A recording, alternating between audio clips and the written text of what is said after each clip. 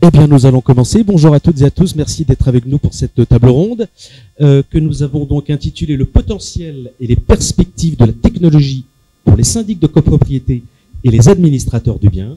Alors, j'ai le plaisir d'accueillir avec nous pour cette table ronde tout d'abord Dalila Enassiri, que les Marocains connaissent bien. Vous êtes donc la présidente et fondatrice de l'AMCOM, qui est l'association marocaine de la copropriété, et vous êtes également présidente de la société Gestis. Bonjour Dalila. Bien le bonjour, merci beaucoup pour cette invitation.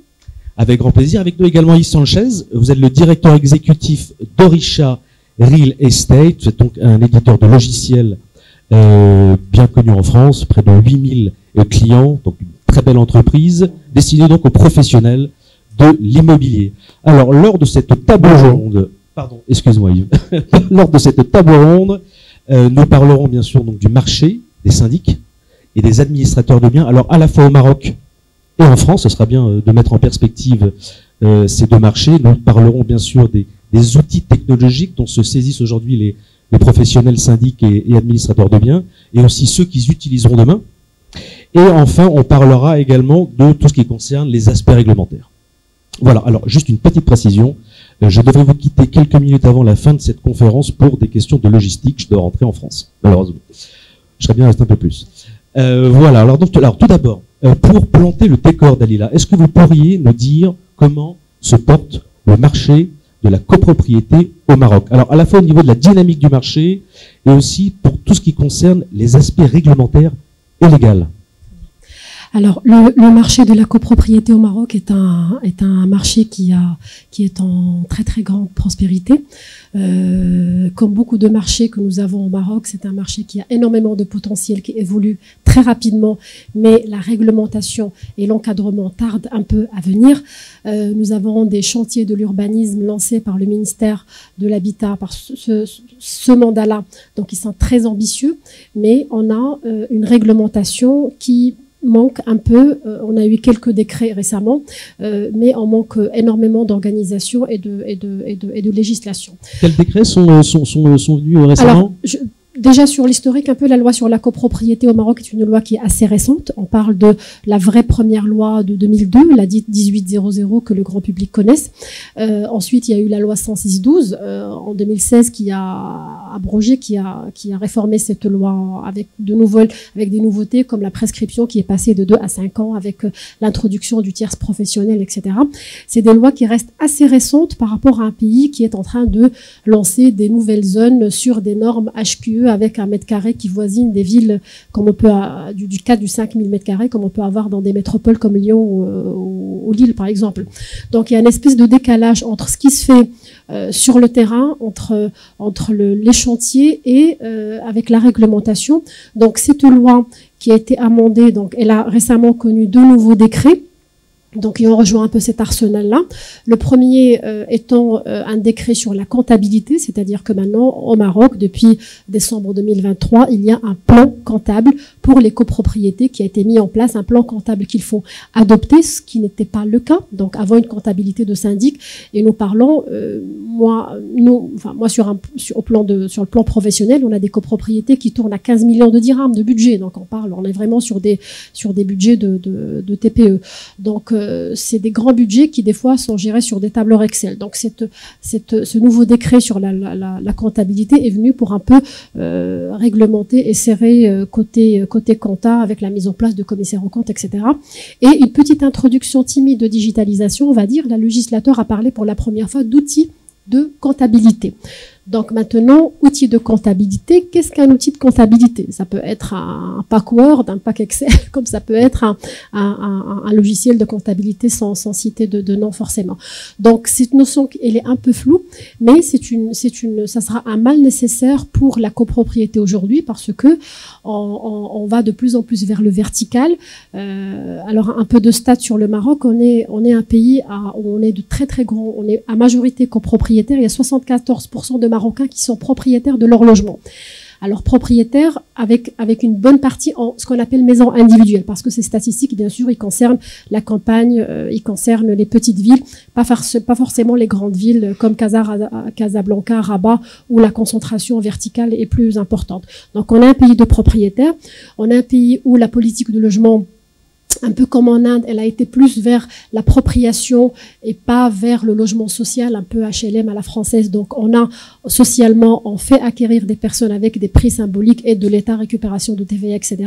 Donc, la copropriété, c'est un vrai sujet, c'est un grand chantier et il faudra que l'arsenal juridique suive, mais il y a énormément de potentiel, que ça soit pour le côté digital outil, c'est-à-dire digital ERP, CRM, etc. Et avec bien sûr l'IA, parce qu'aujourd'hui on ne peut plus imaginer un secteur sans intelligence artificielle. On reparlera de tous ces outils technologiques effectivement, mais peut-être Yves, pour faire aussi un éclairage sur la situation du marché des syndics en France aussi, au niveau réglementaire et aussi au niveau voilà, qu'est-ce que vous, au niveau de la dynamique du marché, qu'est-ce que vous pourriez nous dire au niveau du marché, la caractéristique c'est qu'on a un petit peu d'avance sur le Maroc, puisque on est passé, historiquement, on était régi sous le régime des associations et du code Napoléon, mais la loi de 65 est venue légiférer et encadrer complètement le fonctionnement d'un syndicat de copropriétaires, donc une association de copropriétaires. Harmoniser les pratiques, c'est ça, oui. Oui. Et on a connu, il y a une petite dizaine d'années, un petit peu avant vous, ce que vous venez d'avoir comme révolution, la loi SRU qui est venue comment dire, pas imposer, mais encadrer le régime comptable de la tenue d'une copropriété, quoi. Donc ce qui a fortement impacté le marché et harmonisé les pratiques. Et il est venu, ce décret est également venu pour imposer l'existence d'un extranet, et donc demande, et on a des décrets successifs qui demandent aux syndics de copropriété de publier des documents et d'améliorer la transparence de toute la tenue de la copropriété. Donc en fait, je pense que le Maroc est en train de vivre exactement ce que la France a connu, ce qu'on a connu régulièrement, sur les 50 dernières années. Sur le marché en lui-même, on est à environ 600 000 copropriétés à peu près, et on a encore environ 15% qui sont des syndics bénévoles, donc qui se gèrent eux-mêmes. Et au niveau de la profession, on parle de 8000 syndics professionnels. Combien de syndics de copropriété au Maroc? Alors, sur la base de nomenclature INSEE, on est sur quelque chose comme 2200 sociétés de syndics. Mais la seule nuance ici au Maroc, c'est que on peut pas faire la comparaison avec le marché français parce qu'on n'est pas sur un métier réglementé. C'est-à-dire que le métier de syndic aujourd'hui est un métier ouvert, c'est-à-dire c'est une SARL qui a dans ses statuts gestion de syndic. Donc le comble un peu, on va dire, la blague, c'est que on a une autorisation, le législateur nous habilite, nous donne autorisation à ouvrir un compte, à signer, à gérer des fonds, à faire des travaux. Mais on n'a aucune obligation, ni de formation, ni de diplôme, ni de carte professionnelle, ni de contrôle, ni de caisse de garantie, comme on a en France. Donc ça, vraiment une alarme qu'on est en train de faire sonner depuis quelque temps. Donc on espère que ça va s'activer. Mais comme il n'y a pas de réglementation, par exemple le métier de sécurité, gardiennage, il a connu une réglementation, donc ça a été clarifié par le ministère de l'Intérieur, il faut une carte professionnelle, il faut dans les statuts une profession, gardiennage, transport de fonds. Nous, c'est tout le monde qui peut rajouter sur ces statuts, sociétés de syndic. C'est pour ça qu'on n'a pas des statistiques qui sont claires. Parce qu'effectivement, quand on a préparé cet entretien ce matin, vous disiez que l'un des principaux défis auxquels font face les syndics de copropriété en France, donc figure cette question de l'uniformisation, presque de l'industrialisation dans la gestion. Est-ce que vous pourriez peut-être nous donner quelques informations là-dessus également? C'est-à-dire, je sais pas bien.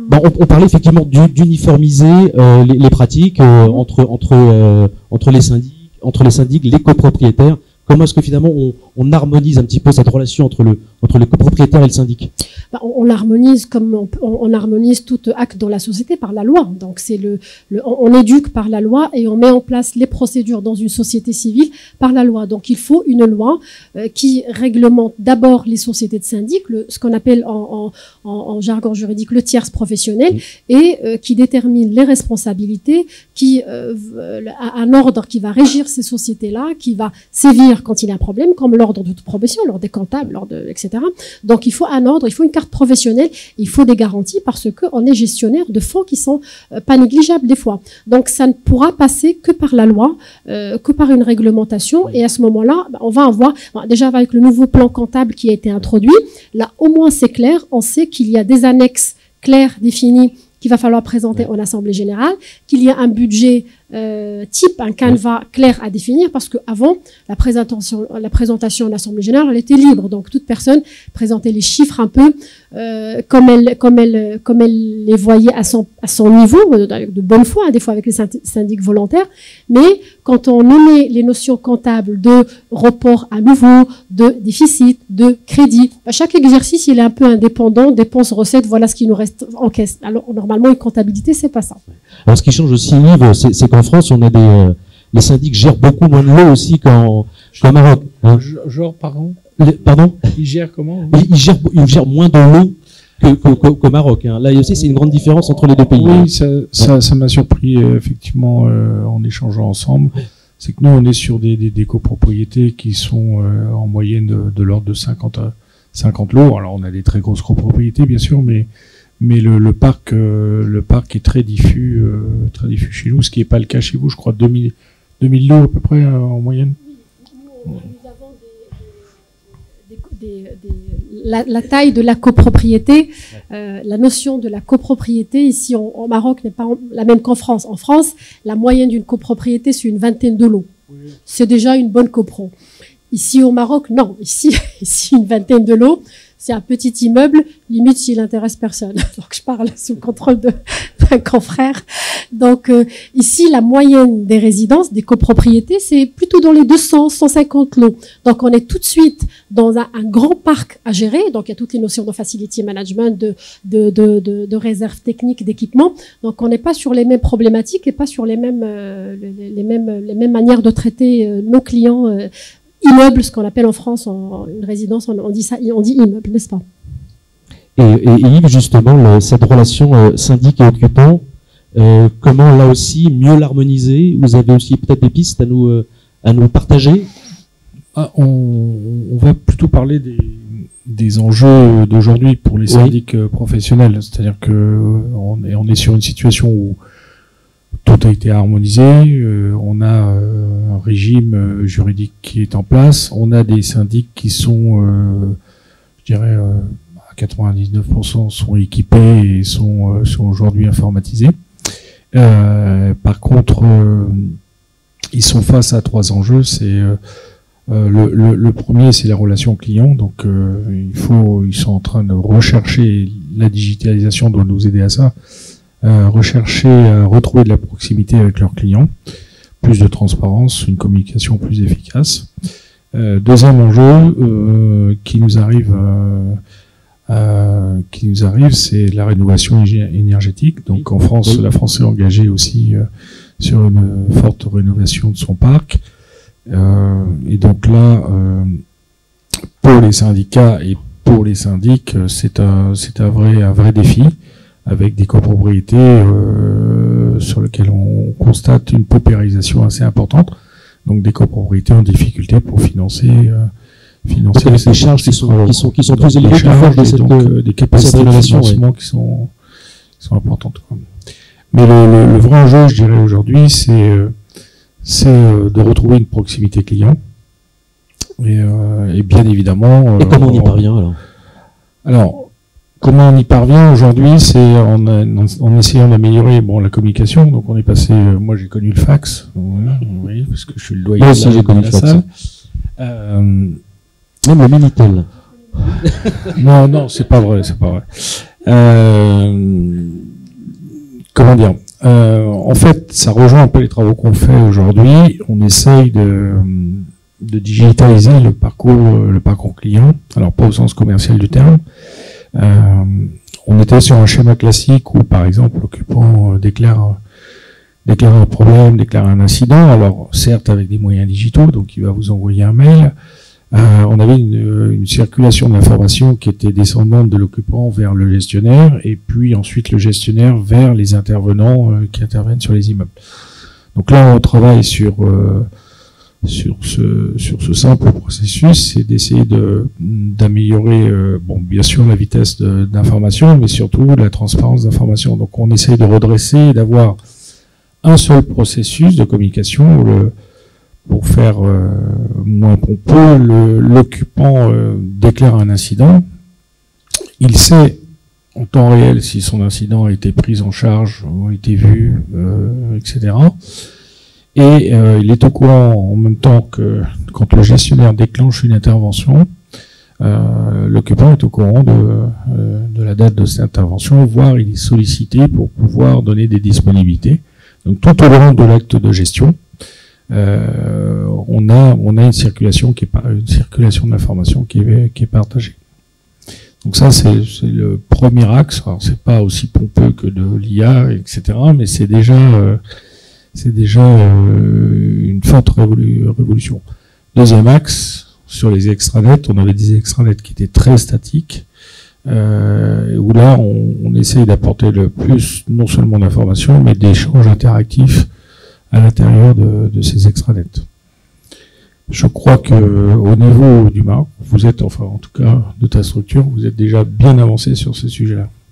Oui, d'ailleurs, qu'est-ce que vous pourriez nous dire là-dessus, effectivement? Oui, au Maroc, on est très avancé sur ces sujets-là. Le Maroc est un pays qui est extrêmement bien équipé en termes de smartphones, d'abonnements. Je pense qu'on a quelque chose comme on a un peu plus d'abonnements Internet et téléphoniques que nombre d'habitants, donc c'est extraordinaire. On est très bien. On a la digitalisation, on a les applications qui sont ancrées sur le secteur bancaire, par exemple. On a des applications qui sont vachement mieux avancées que ce qui se passe en France, parce qu'en France, la réglementation l'excès de réglementation freine des fois. Donc, le consommateur, j'ai envie de dire, il est prêt, il connaît déjà l'usage. Et puis, Covid, il a aussi un peu accéléré au niveau de toutes les. C'est pas resté une appréciation privilégiée des cadres au 4++. Donc, on s'y est tous mis aux commandes par correspondance pendant le Covid. Donc ça a été un bel exercice. Les sociétés de syndic aujourd'hui, elles sont toutes dotées d'applications, toutes quasiment, donc que ça soit en propre ou en SaaS ou en licence. Donc ça, c'est devenu quelque chose d'obligatoire. Maintenant, il y a application et application. Donc, est-ce qu'on parle d'une application qui va être tout simplement un simple cloud où les documents sont là-bas et on peut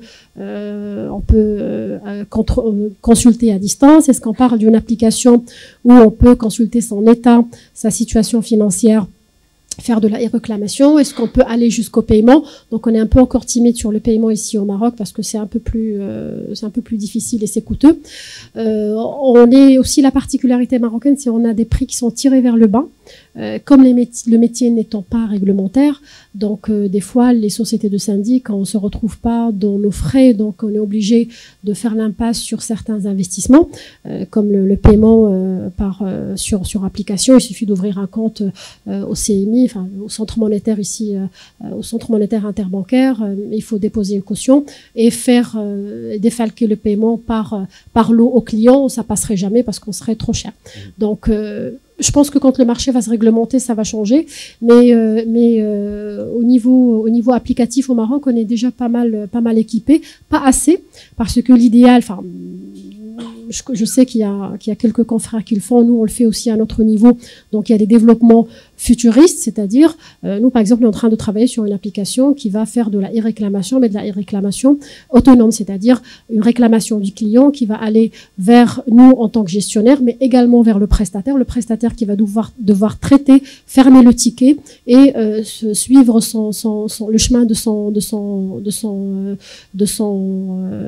sa réclamation.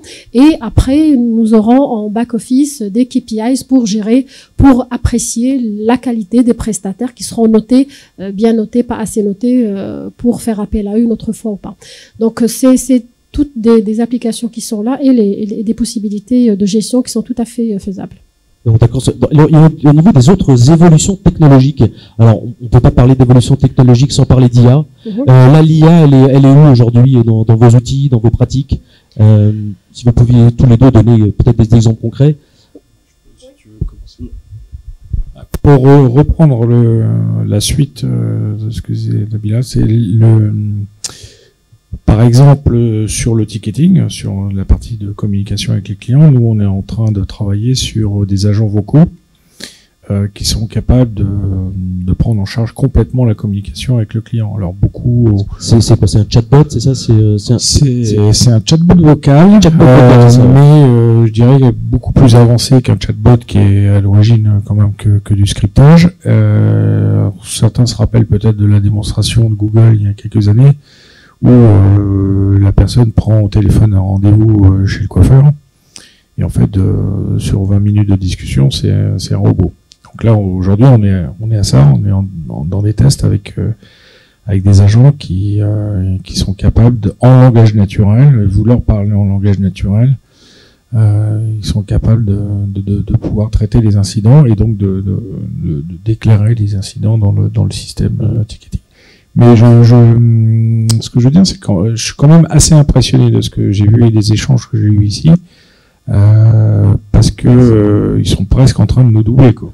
Moi, je pensais pouvoir vendre un ERP, mais en arrivant hier, mais je m'aperçois que c'est peut-être falloir qu'on commercialise en France des solutions qui existent au Maroc. On va voir. C'est pas trop. Donc oui, sur les possibilités sur l'IA, alors il y a bien sûr il y a plein d'IA maintenant open source qui sont facilement manipulables et adaptables. Ça coûte rien du tout, à commencer par un chatbot métier, ça coûte rien maintenant de le mettre en place. Et c'est vrai que un chatbot, il peut déjà traiter au moins 40-45%. C'est un peu comme les erreurs sur Glovo, hein. C'est en général un chatbot qui arrive à définir que c'était une grande et pas moyenne frite et vous êtes remboursé tout de suite. Donc ça, c'est extraordinaire. Donc on peut l'adapter à notre métier. Effectivement, ça coûte rien du tout. Et le vrai intérêt de l'IA dans notre métier, ça serait de pouvoir donner à une IA un paquet d'informations, par exemple, lui dire cette résidence, on a eu X arrêts d'ascenseur de panne sur cet ascenseur-là, elle date de telle année, c'est telle construction, c'est tel promoteur, alors qu'elle mouline tout ça et qu'ils disent attention, cet ascenseur-là, il y a un taux d'arrêt, il faut regarder de très près, ou bien sur la data qu'elle est là, sur cette zone, par expérience, il y a un problème de remontée capillaire, je sais pas, mais l'IA, elle est capable de aider dans cette gestion-là, dans le préventif et dans la proactivité d'un syndic. C'est ce que vous appeliez ce matin, Yves, la maintenance prédictive, c'est ça? Alors c'est le début de la maintenance prédictive et effectivement c'est un domaine, alors, je ne vais pas dire un domaine de recherche, un domaine d'exploration qu'on a aujourd'hui par rapport au nombre de données qu'on peut manipuler.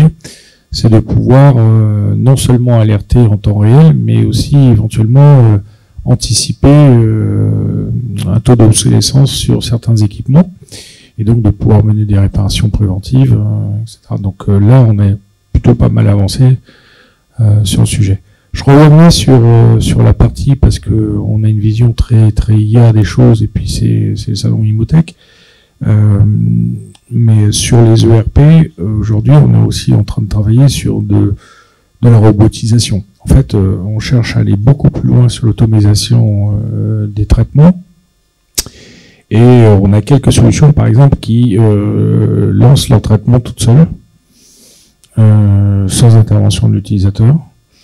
Donc le schéma classique, je lance, je contrôle, je valide et je relance et j'envoie, ça n'existe plus sur certaines de nos solutions où l'application envoie et déclenche elle-même les appels de fonds, par exemple, et ne propose, quand vous arrivez le matin, ne propose à l'opérateur que les appels de fonds qu'elle considère comme étant suspects, ce qui permet de diviser par 2 ou par 3 le temps de traitement de toutes ces choses-là.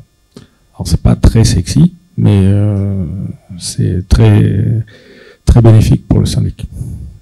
Très bien. Alors j'ai encore 5 minutes avec vous. Je suis vraiment navré de devoir vous quitter, mais j'ai envie de vous poser une question à tous les deux. Quels seront les outils que vous utiliserez, enfin que les syndics et les administrateurs de biens utiliseront demain? Est-ce qu'on a déjà des pistes? Oui, on a des pistes et puis on a surtout une stature privilégiée. Si on regarde un peu, parce qu'on culturellement, et c'est la culture, on va dire, l'économie la plus proche de la nôtre traditionnellement, ce qui se passe en France. En France, on est déjà sur un modèle de start-up dans la gestion de syndic qui arrive à faire des levées insolentes de quelques millions d'euros. Donc, on est sur des levées à 30 à 40 millions d'euros. C'est insolent comme levée. Mais pour en gestion de syndic, c'est assez récent. On parle comme de start-up qui sont arrivées il y a, on parle de quoi? Les Matera, tout ça, ça fait 5 ans, 5-6 ans. Ouais, à peu près. Parce que les startups, parce que vous connaissez les ingrédients pour une startup, donc masse, reproduction, scalabilité. Donc c'est un peu les 3 ingrédients qu'il faut avoir pour être startup et pour faire de grandes levées. Et ça, les syndics startup, ils sont très très bien positionnés parce que le syndic, il a l'avantage d'être là, c'est-à-dire il est au top d'une copropriété. Et il a une vision 360, c'est-à-dire, je suis syndic, j'ai la data, donc on prend une résidence de 200 lots, j'ai la data de 200 familles, je connais le père, la mère, les enfants, je vais même donc j'ai l'état civil, donc je connais mon consommateur, je sais quelle habitation ils ont, je connais le quartier, je connais la ville, donc j'ai toute l'information pour pouvoir adapter ce que je vais leur vendre. Je suis en relation de confiance parce que le syndic, c'est traditionnellement, comme on a dit tout à l'heure, c'est des régisseurs, donc on est dans une relation de confiance. Je connais mon syndic, je lui fais confiance. Et d'ailleurs, nous, société de syndic, on a très souvent des demandes de location, de vente, que vous connaissez pas quelqu'un, parce qu'on nous connaît, on est un peu le maillon que tout le monde connaît et commun à tous. Donc, on a la capacité de tout vendre à une copropriété. C'est extraordinaire. Vous récoltez la data et après vous... On a la data et on est en relation de confiance. Donc on peut communiquer, vendre ce qu'on veut. Maintenant, il faut déontologiquement, et c'est là où c'est un marché qui doit s'organiser, être dans la posture start-up ou dans la posture donc une autre entité qui vont dire que moi je fais de la gestion de syndic, mais je peux aussi vous proposer d'autres services. Donc je vais vous donner une application sur laquelle vous allez payer votre cotisation, consulter votre compte et vous allez avoir un petit icône, autre service ou marketplace ou autre. Et là, je clique et je vends tout ce que je veux. Les marchands du quartier, tout. Et ça, c'est un pouvoir que le syndic est là. Et c'est là où ce marché-là, il a énormément de potentiel. Et le marché gagnerait à digitaliser. Et je pense que les marchés vont pas tarder à suivre parce que ça aussi, la data et la valeur de la data et la scalabilité de la chose, je pense qu'on l'a compris au Maroc. Très bien. Est-ce que je donne mon micro à quelqu'un qui souhaiterait poser une question? Parce que comme je vous dis, je dois vous quitter. Comment est-ce qu'on s'organise? Qui veut poser une question? En fait, on l'a soudoyé pour raccourcir la réunion. Bon, je vais avancer et je vais tendre mon micro. Et je vous dis merci et à très bientôt. Moi, juste pour conclure, donc bon voyage. Je crois que tu as du retard, mais ils te l'ont pas dit encore. Voilà. Mais ouais, donne. Juste pour compléter ce que disait Dalila, c'est on adhère en fait au-delà de la révolution technologique ou des améliorations techniques. Je pense qu'on aura dans les années qui viennent une vraie évolution du métier de syndic. On le rencontre dans des pays comme l'Espagne, en Belgique, au Canada, où le syndic devient un fournisseur de services, ce que tu décrivais, et étant au cœur de la donnée et au cœur des acteurs, peut être en capacité de proposer des solutions bancaires, des solutions de travaux, etc. Donc ça on le voit déjà émerger. On a même eu, nous, au Orisha, en prospectant, la surprise de trouver des éditeurs qui faisaient quasiment plus de RP de compta. Et puis au Canada, bien sûr, c'est plus avancé sur la gestion de condominium avec les relations de proximité, les fournisseurs, etc. Donc voilà, c'est moins... Au-delà de la technique, c'est une révolution du métier. Et ça viendra au Maroc plus rapidement, un peu comme au Canada, parce que l'arsenal juridique au Canada, il n'a rien à envier aux Marocains parce qu'on est à peu près au même niveau, aux mêmes années de démarrage. Ils ne sont pas plus anciens que nous. L'exception française est du Code Napoléon, donc c'est vraiment une exception. Donc, et au Canada, enfin, tous ces pays, Espagne, Canada, Maroc, qui ont pris la copro en retard, ils vont faire des choses beaucoup plus rapidement parce qu'ils l'ont fait dans une ère digitale où déjà c'est ancré, les tablettes, les applications, tous ces systèmes-là, ils sont déjà dans notre consommation quotidienne. Donc, le marché de gestion de syndic ou le marché de l'applicatif de gestion de syndic, c'est un marché qui a, si vous avez à investir, allez-y, c'est un marché qui a énormément de potentiel et d'avenir. Est-ce que vous avez des questions? Oui. Non.